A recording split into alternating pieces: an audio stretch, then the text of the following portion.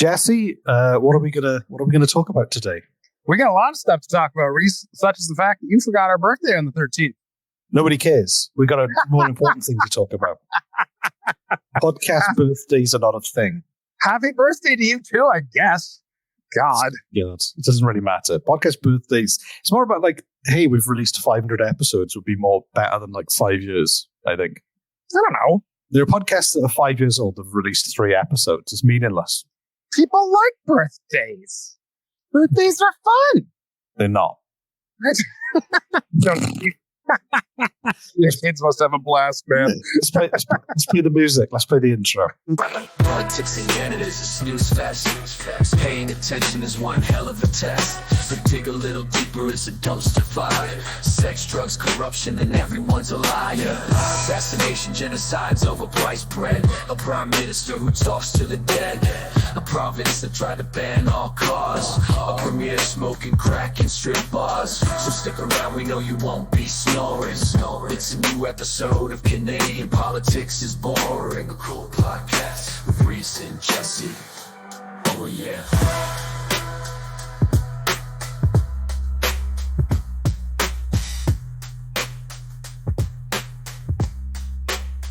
Hello and welcome to Canadian Politics is Boring. I'm Reese Waters, and with me is Jesse. Jesse, you're in Rome. I am in Rome. I'm walking by a river. Rome's very cool. Rome is very, very cool. You like it? I do like this. Yeah. I've been to Rome. I got a great story from Rome when I was there. All right. Let's hear it. So I was in college at the time, and my friend, his family was Italian. He grew up in the UK, but they had a family home south, like 2.5 hours south of Rome. So he's like, "Oh, come and stay like in Italy. We'll just like explore Italy a little bit." So I was like, "Yeah, cool, that'd be fun." So we flew out, and while I was in Campino Airport in Rome, is it still called Campino? I don't know. There were these 3. I was at the baggage claim, with a little conveyor belt that goes around. There were these 3 nuns, and they must have been like in their 80s and 90s. They were just tiny little old ladies, the 3 of them, and they were struggling with the suitcase. And I picked the suitcase up because I was like in my 20s. I picked it up for them and put her on a cart for them, and they were just started like kissing my hand and blessing me. So there we go. That's my story. It was quite immense, and that's why you've never been sick a day in your life. I don't know. I was pretty ill a couple of weeks ago, so maybe it ran out. Yeah, that's nuns' blessings have a time limit on them. They do, for sure. Exactly. But anyway, so I did my good deed. So So Italy, fun city, intense but fun. Italy's not a city, for one, Reese. Oh, sorry, Rome. Close enough. There you go. Yeah. I thought I was bad at geography. That's great. Let's talk about our birthday. Happy birthday, Reese. Yay, birthday. Birthday, yay. What are we going to talk about for our belated birthday episode? We're going to talk about this is kind of a big news for us. Our show, we've done a few experiments and a few changes over the years, but our show is fundamentally changing forever. Maybe not forever. We're going to give it a shot. Oh, we're going to give it a try. So, do you want me to explain? Do you want to explain? Because it was kind of my idea. I'll lead into it, and you can I'll pass the baton. I have been wondering for years if Reese was ever going to run out of stories, and he kept telling me, "No, I'm not going to run out of stories." Well, it happened.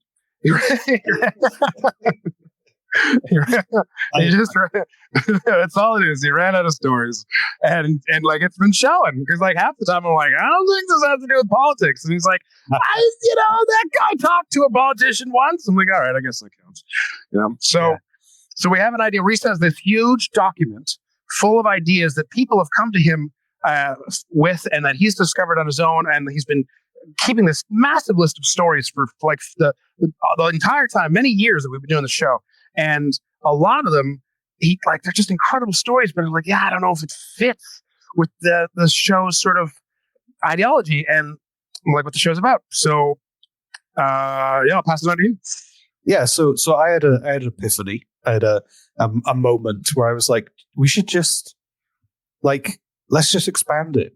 Let's just talk about all these incredible stories and expand the show to just Canada is boring, which is the the new title of the show as it'll be after this. So this will be the last time we do a Canadian Politics is Boring. It will be Canada is Boring because I have crazy stories in terms of like sport, history, things that go beyond politics. We'll still talk about political stuff at times. I imagine we'll still cover crazier stuff. We'll probably still cover elections, that kind of thing. Mhm. But it was just to be able to talk about much wider stuff going on in Canadian history with the intention of being to show that Canada is not a boring country like everybody says it is. It is constantly ranked by perception to be one of the most boring country in the world. And I refute that. And the mission is to prove that it is not. And I cannot wait to share some of these stories because I'm excited. I mean, we asked our patrons, and they're all in favor of the change. And you, dear listener, we hope you're also in favor of the change. I mean, we'll find out if our numbers just drop dramatically. We'll go back to what everybody wants. I mean, to be honest, we make this show for us and our patrons. Like, if we weren't having fun, we wouldn't still make it. But there's just some crazy stuff I can't wait to share with Jesse. I'm excited. So I hope, dear listener, if you like this, let us know. If you hate this idea, also let us know. Canadian Politics is Boring at gmail.com. Oh shit. Do we have to change the names of everything? We own the domain canadaisboring.com and .ca. So we'll go through a process. You'll see like our social media change and everything as time goes on if you follow us. Also, interestingly, Jesse, our Instagram engagement has plummeted because Instagram and Facebook are now blocking or at least not letting the algorithm tap into political content as much. Oh, yeah, that's right. This might actually help us on social media too. You might actually see our stuff now once we start changing it. So. Oh, this is the last few times we'll be able to say find us at Canadian Politics is Boring on Twitter or Instagram. And it's weird. It just rolls off the tongue. You'll probably still find us if you do those search terms because there's a bunch of episodes with that name in historically on the show. So it was fine. But Canada is Boring. We've got like an updated artwork. We'll do some new t-shirts. We'll have some fun with it. And we have an old intro that we used when we did do Canada is Boring as a patron episode years ago of me singing Canada is Boring very badly. I don't know if we want to keep that, but we've got something for the interim for now. Oh, don't worry. I've been working on something for the intro. Oh God. Okay. We'll still use the one of you singing maybe at the end. Anyway, yeah, so it'd be fun. But Jesse, do you know what? I think that should we do, for old time's sake, should we do one last political story? Not that we won't do political stories, but under the guise of Canadian Politics is Boring.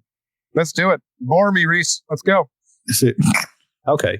Right. When are you going to like this title? Can you guess what it's called? Give me a hint. Actually, that's a really shit question. Can you guess what the title is called? Yeah, I was going to say, no, I can't. No, I cannot. No wonder we're rebranding. This is shit. So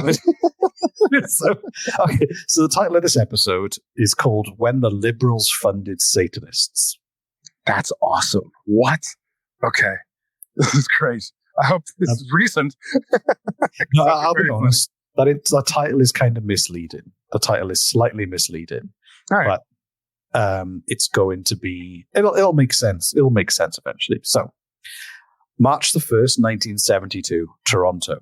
I've got to credit, a lot of this is pulled from. You have 40% battery life. All right. I'm all right. Should be fine. A lot of this episode I can credit to an article written by a guy called Nate Hendley. He's written some great articles about historical stuff in Ontario. So I'm going to pull in a lot from this. So March the 1st, 1972, progressive Conservative MP Wallace Nesbitt stood in the House of Commons and demanded to know why the Liberals were funding Satanism in Toronto. So what happened? The Liberal government had provided grant money to a religious group widely reported to be promoting devil worship and attend rites and rituals. And apparently they got a big fat government grant to do so. What? Explain further. So, have you ever heard of the Process Church of the Final Judgment? No. That sounds terrifying, though. They were a small sect. It's kind of a small sect. So they were kind of like they had costumes, and this is what made them stand out and caught kind of people's attention. So they wore dark ankle-length capes. They'd modified crucifixes so that they had snakes on them. Capes would have been like those. You mean like a cape or like a cloak? It says capes. Like a cape, yeah. Capes and cloaks would be much less terrifying if they ended like just above the knee. No, they were down to the ankles to like shield. As if I read a picture. Yeah, they were kind of like capes. It looked like a gown, those horror movies where they're about to shove a knife through a naked person tied on a plinth. It was kind of like those kind of capes. Most horror movies, yeah. They loved the Goat of Mendes album, emblem, which was the goat head, which you see with the goat's head in a pentagram. Okay. Which people always assume is Satan.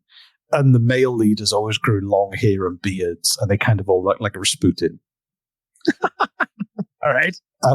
This is a church. It's a kind of like a kind of like a cult, secty cult. So they were established by an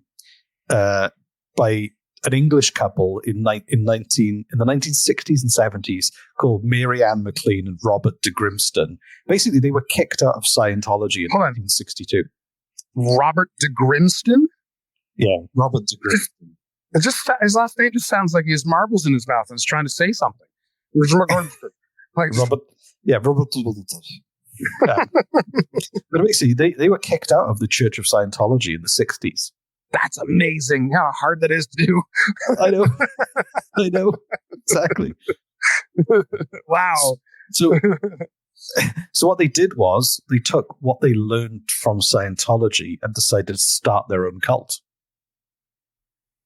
Oh, wow. Okay. So you know, like Scientologists do like these kind of like treatments on you, and you kind of like share all the bad things you've done, and they came up with their own version called compulsions analysis, and they started to set up branches in London, Rome, Chicago, New York City, and San Francisco.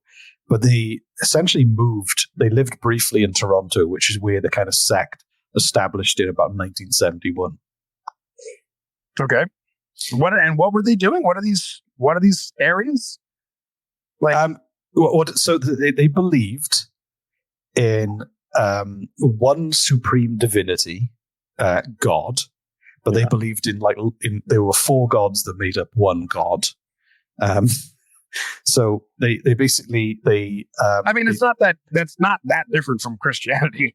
No, it's not the Holy Trinity, right? Like, but then they did things called processing, like therapeutic practicing, where they would use an electronic meter called the P-scope, which was supposed to like measure your feelings, much like the Scientology use an E-meter. Right. So the existence of the four gods were Jehovah, Lucifer, Satan, and Christ. And collectively were known as the great gods of the universe. Kind of like I remember Captain Planet, when our powers combined. Yeah. That's exact. Yeah. Jehovah, sure. Lucifer, Satan, Christ. What would they say instead of when our powers combine? These guys. What would they? Great gods of the universe, like He-Man. I have the power. Yeah, that's it. That's where He-Man got it from. Was this? Yeah. Okay. Yeah, exactly.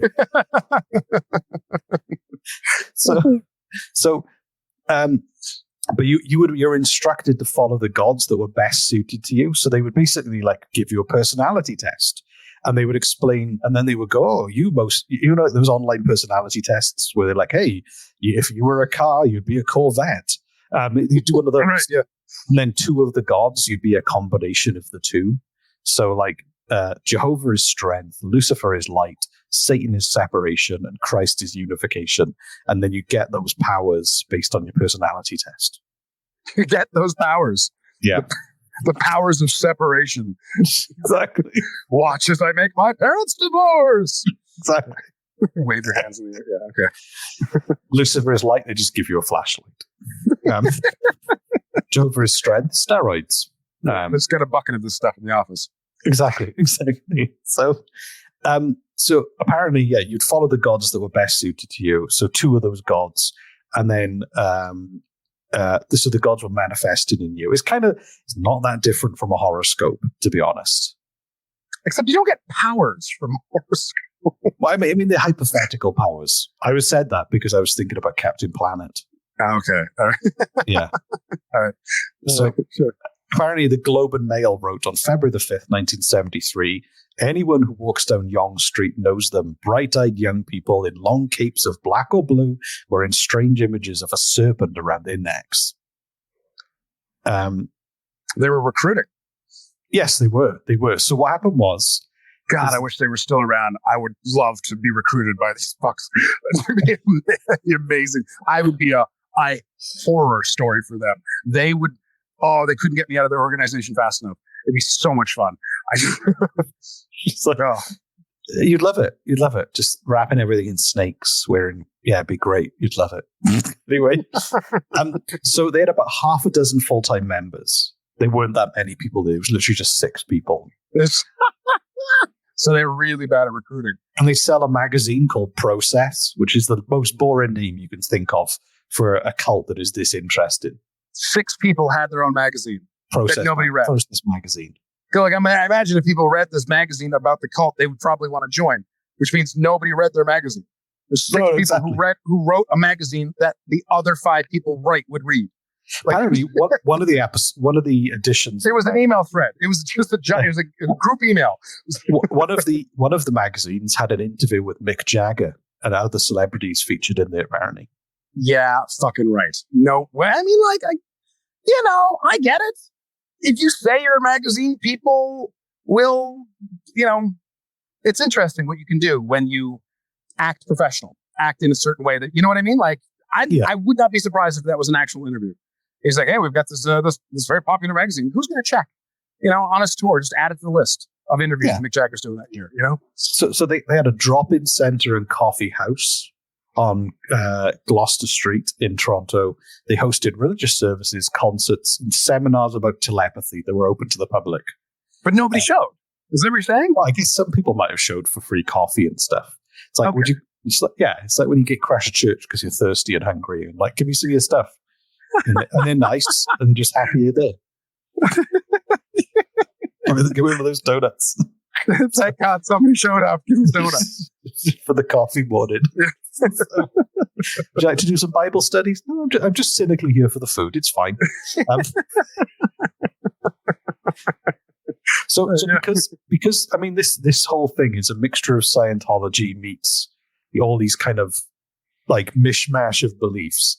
People thought it was a satanic coven, even though it wasn't a satanic coven. People assumed it was because there was snakes and robes, and they had Lucifer, and they worshipped Satan and Lucifer, and Jehovah and Christ, though. Right, but you could see where they're getting the fact that they were Satan worshippers. It might have had something to do with the fact that they worshipped Satan.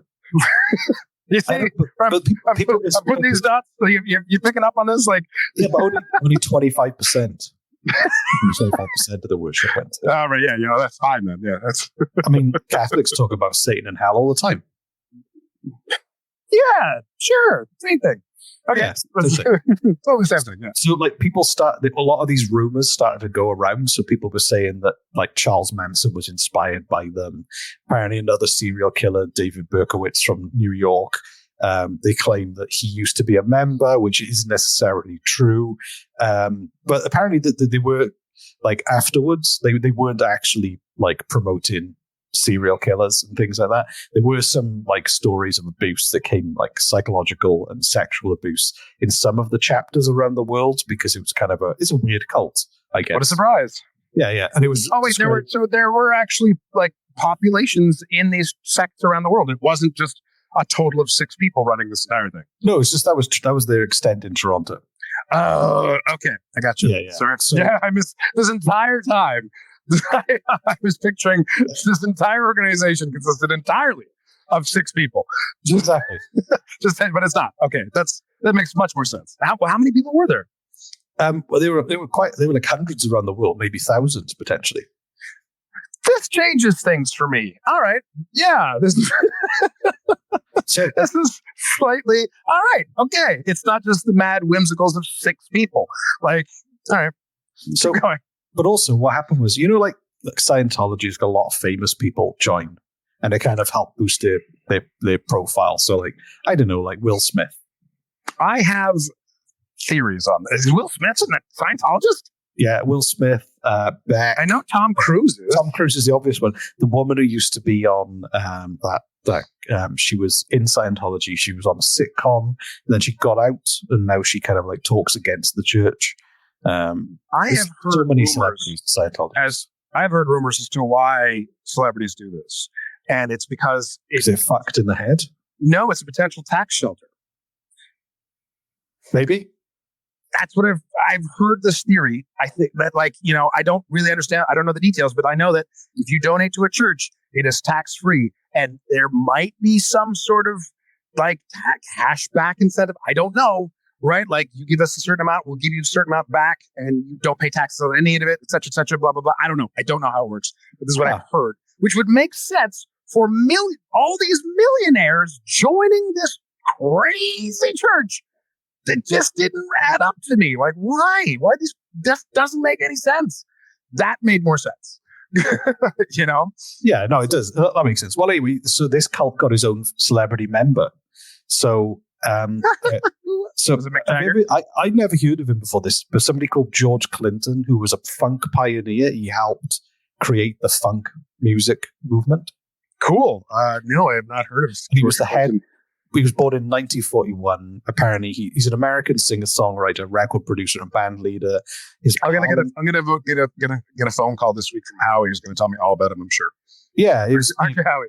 So his collective developed an influential and eclectic form of funk music during the 1970s that drew on Afrofuturism, outlandish fashion, psychedelia, and surreal humor. Well, anyway, he was part of it, and it meant that the cult members all got to hang out in recording studios around Toronto with famous people with it. That's kind of cool. So, but anyway, so all this came about in 1972. It all kind of came to a head when it was revealed that the Process Church had received 25,900 Canadian dollars in grant money from the Local Initiatives Program, or LIP. So LIP had been established by the Liberal government to fund cultural and community projects around the country. The church said the funds were to pay for employees at his drop-in centre. And apparently when this became public, like, it was a massive scandal nationally. That's really funny. I know.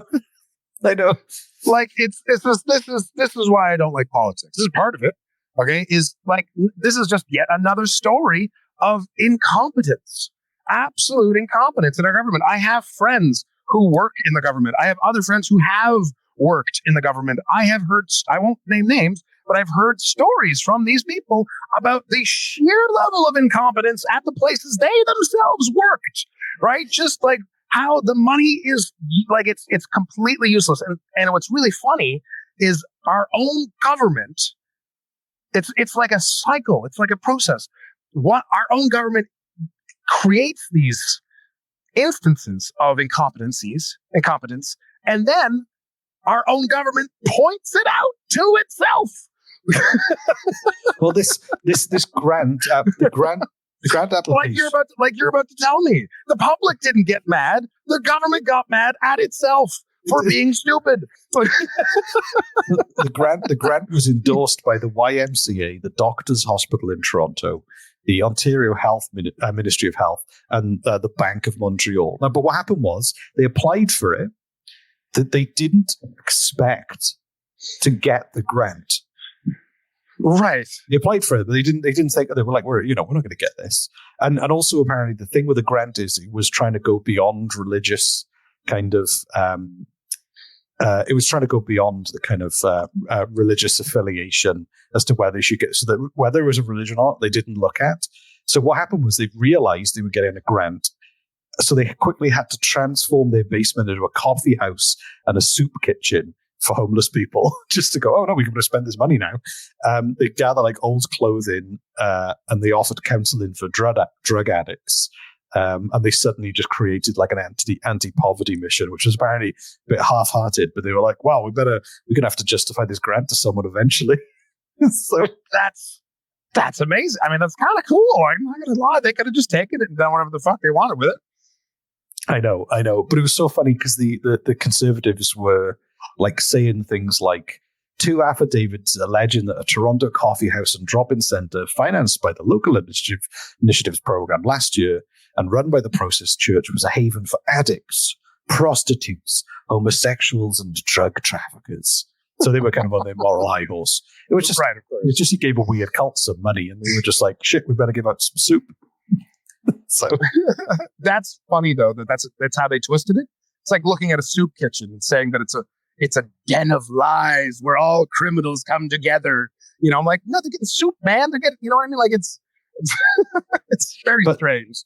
The crazy part is the government didn't backtrack. So Pierre Trudeau and his government didn't back down on letting them keep the money. They let them keep the money. It expired in 1972 and they spent it, but they never admitted they were wrong and they shouldn't have got it. They were like, no, we were happy. They've got a soup kitchen. They're helping addicts. We don't care. We let them have it. So they really stuck to their guns on it, regardless of the crazy shit they said. I got a couple things to say about this. One, that's just what government does. I don't know if you've noticed. No government has ever admitted they were wrong. Ever. They can't. It's almost like an impossibility. Like they're not able. It's an inability to admit mistakes. No one has ever. Tell me in one example, literally anyone who's listening to this show, give me one example of any Canadian politician saying, whoops, you're right. I was wrong. Ever. Any example. I'd love to hear. CanadianPoliticsIsBoring@gmail.com while we still have the email address. Secondly, I don't really see the harm. Like, these guys were fucking nuts, out of their mind, loco. And then they took a few $1,000s. It wasn't like $20 million. It was $30,000. This is not a lot of money. And they actually made a soup kitchen and a place for drug addicts to come. And like, that sounds like they were using the money for what the grant was made for. Right? Like, I don't have a problem with this. Well, yeah. And also I kind of feel like them sticking to their guns on it, I'm like, I don't know. It was given out. They must have like ticked boxes and stuff like that. If they try to get the money off them, I don't know. It would have. How would you get the money back off them? And also like, what? And that, despite the fact that they were loons, what were they doing wrong? Well, they were just weird, a bit crazy. But apparently, I mean, like I said, there was some reports afterwards of like abuse and things within it. But there was okay. But to be honest, it's the 1970s. Name a government institution where there isn't sexual abuse going on. Right, seriously. Like, do you know what I mean? It's like every government is every the 70s. But like, it's, you know, like it's, yeah, okay. With that exception, which you said came out later, like they didn't have. Yeah, and it didn't say specifically Toronto. It was from like one of the chapters around the world. Right. Yeah. This is so that even I'd say, yeah, I don't know. I don't see a problem with this. No. So I think it's hilarious that this crazy church actually took the money and made a soup kitchen with it. Like, that's funny. So eventually, like, it's the only responsible thing they've ever done. By the mid 70s, though, the Process Church was like internally tearing itself apart, and the two founders fell out.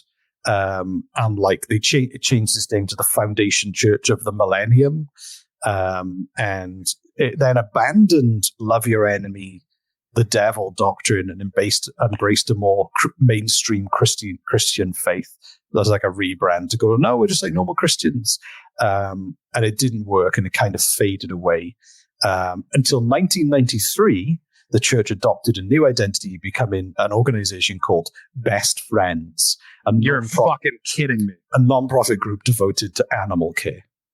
Are you shitting me? No, no. A non-profit group devoted to animal care and Satan worship. No, just called Best Friends. Eventually, they just kept evolving. until It was just best friends. It'd just be a photo of Satan holding a dog and smiling together, like just. Exactly.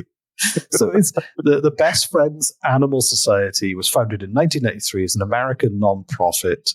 They have locations in Atlanta, Bentonville, Houston, Los Angeles, New York, and Salt Lake City. And they did some good work during Hurricane Katrina.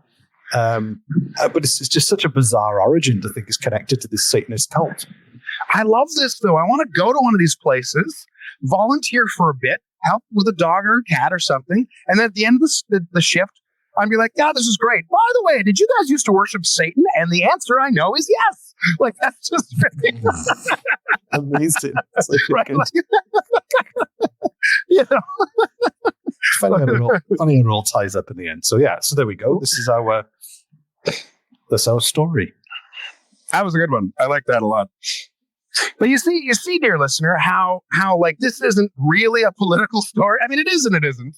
Oh, the only connection was there was a 5-minute discussion about the grant funding. Yeah. Yeah. That's it.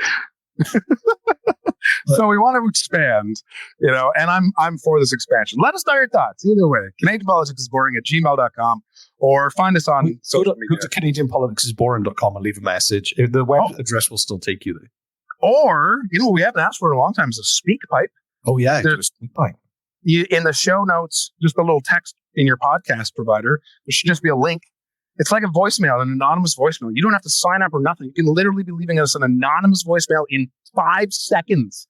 Click the link, start talking, send it. We don't even have to know who you are. Just so send us a speak pipe. Let us know what your thoughts on the expansion of the show to Canada is Boring. I'm excited. I'm sad to say goodbye to the title because I came up with it. I was very proud of that title, but that's okay. We'll move on. Yay! Yay! So, well, what do we do next? We're saying happy birthday and then killing. It's like a weird birthday where we kill instead of. No, it's getting dark and weird. Right, yeah. Right. I just want to thank everyone for supporting the show up till now. And during this transition, look at it as like, I don't know, I was going to say it's like your parents are getting divorced. They still love you. It's not your fault. But it's not even that extreme. One of your parents is changing their name. That's it. Here's a question. For our live show in May, are we doing that as Canada is Boring or as Canadian Politics is Boring? Because we've already had people buy tickets under the guise of Canadian Politics is Boring. We should probably keep it the same so that they can't sue us. That's it. Advertising. Yeah. Yeah, we've been sued a lot. So, well, there's that time Trudeau sued us, so we couldn't say that he eats certain small humans anymore. That's right. You're not allowed to say that. But that's the kind of thing a deep-pocketed baby eater would do. So, I want to apologize also, dear listener, for the quality of my voice. I am in Rome on my phone, and by a river. I had no other place to record, so this is the only way. Whenever Jesse records in a hostel, someone just walks in, like just wearing a towel. Yeah, and then like unrobes and does a helicopter dick in front of me. It's very distracting. Yeah, you can't work like that. As you're being sprayed with what's left of the water from their shower from their dick helicopter. It's hard to stay professional, Jesse, isn't it? That's exactly right, Reese. Yeah. You know the struggle all too well. Yeah. Helicopter dick spray is the struggle. We all know the problems. Yeah, we've all been there. It's very, very challenging to be professional with helicopter dick spray in your face. It will end your voiceover career like that. Anyway, so especially if they pee while doing helicopter dick, that's just a whole new mess. It's like an organic sprinkler system.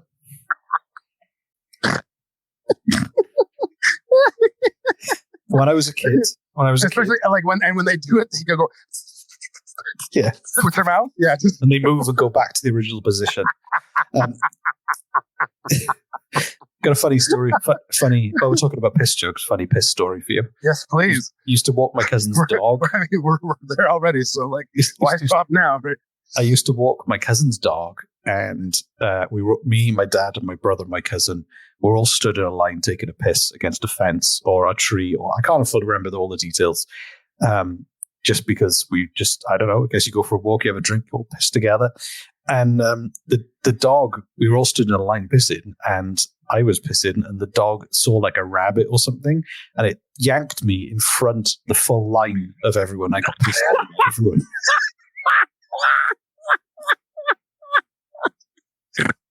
Are you serious? And I was still pissing while I was running and pissing while getting pissed on by other people, my family. You're you've never been the same since. I love that dog, but I never forgave you for that. That was a duck just flew by my head. 2 ducks. It's like, what the fuck was that? It's a duck flyby. Wouldn't it be good if it pissed on you? It's a shame. It's a missed opportunity. Yes, it's a shame, Bruce. It's such a shame. That's very funny. How many people were there in the line? 3 or 4.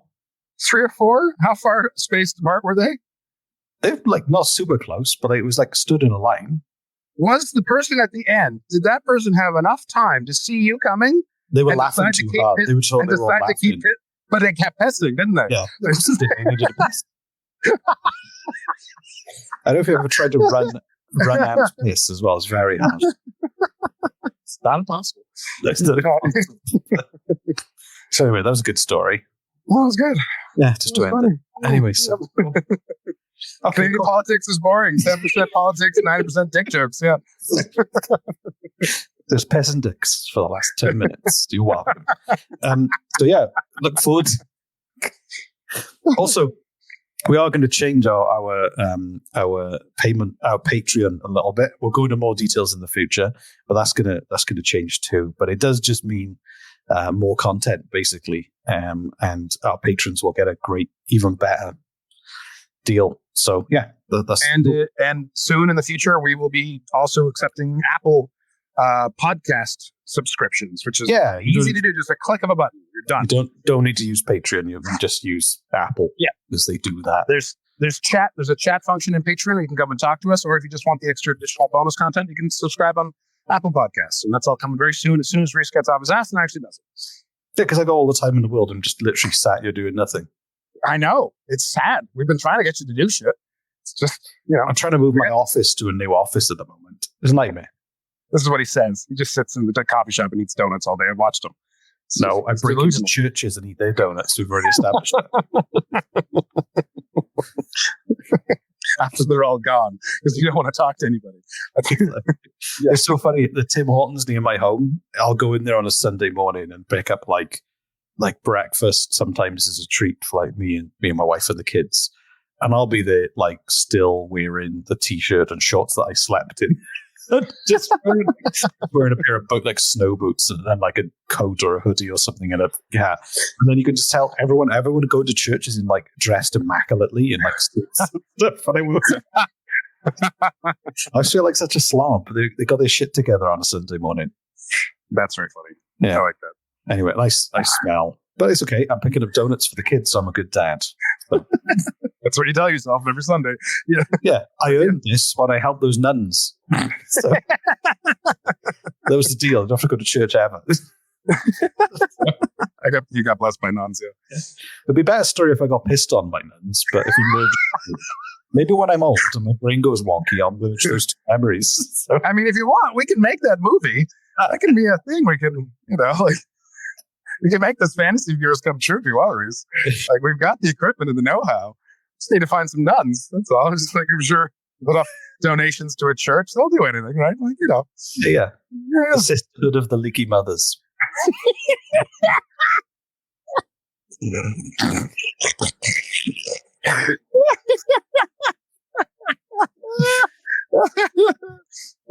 And the fatherhood of the helicopter dicks. Yeah, exactly.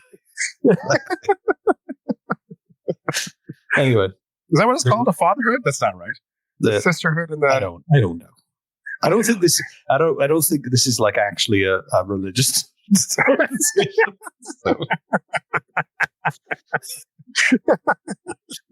Okay, thank you so much for listening. You're going to name a priesthood after people who swing their dicks. Well, what's the proper terminology? Let us know. So, CanadianPoliticsIsBoring@gmail.com until we replace the email with something. Thank you, dear listener. We won't replace. We'll replace it, but we'll forward it. So you can still Forward it, always email us at CanadianPoliticsIsBoring@gmail.com. It'll get to us. Yeah. And if you change the name of anything, it might stay like just the old name forever. And we might do that too because we're also very lazy. So we'll see. Who knows? In the next 5 years, you'll see a slow transition to the new name and branding on all the platforms we're on. So. Yeah, exactly. Yeah. Dear listener, thank you so much for listening to the last episode of Canadian Politics is Boring. My name is Jesse. This is the ever slippery Reese Waters. Send us a SpeakPipe, speakpipe.com/Canadian Politics is Boring. Let us know your thoughts on the new rebrand. And we'll see you in Halifax for the live show in May. I'm not. Tickets are available. Yeah, I'm not. Tickets are available. I'm piss drenched. That's way worse. That's so gross. Okay. Thank you. Tickets on the website if you want to come hang with us in person. And but no pissing allowed is unhygienic in a brewery. So the whole show. No. Yeah. Okay. They do have bathrooms, but you should hold it in. Bye. Bye, everybody.